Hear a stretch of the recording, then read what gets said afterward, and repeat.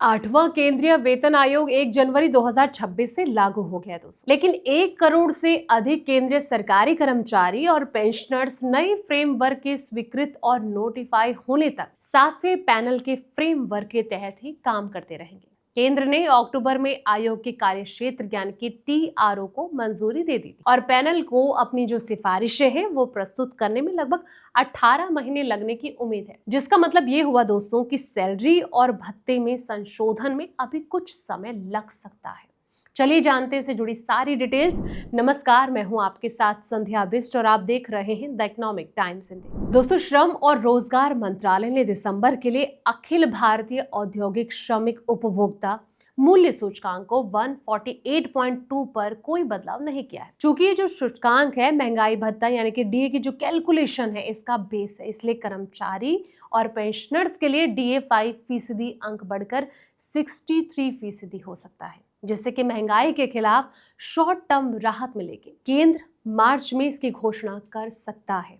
Akhil Bharatiya NPS कर्मचारी संघ के अध्यक्ष मंजीत सिंह पटेल के अनुसार केंद्र जो है होली के त्योहार के साथ ही मार्च की शुरुआत में DA की घोषणा कर सकता है। कर्मचारियों को अप्रैल के वेतन के साथ बढ़ी हुई जो महंगाई भत्ता यानी कि DA जो है वो मिलने की उम्मीद नजर आ रही है, जिससे कि जनवरी 2026 में जो बकाया राशि है वो भी कवर हो जाएगी। छमाही साइकिल के तहत जनवरी में DA में रिवाइज होना था। जुलाई में जो भत्ता है 54% से बढ़कर 58% कर दिया गया था। 8वें वेतन आयोग का कार्यालय नई दिल्ली में स्थापित किया गया है और प्रमुख केंद्रीय सरकारी कर्मचारी एवं पेंशनर जो है वो संगठनों के सदस्य नए वेतन आयोग के प्रस्ताव पर चर्चा करने के लिए 25 फरवरी को राष्ट्रीय राजधानी में कहीं ना कहीं मुलाकात हो सकती है। संयुक्त परामर्शदात्री समिति यानी कि NCJCM की जो राष्ट्रीय परिषद यानी कि कर्मचारी पक्ष की मसौदा समिति के सदस्यों को लिखे पत्र के अनुसार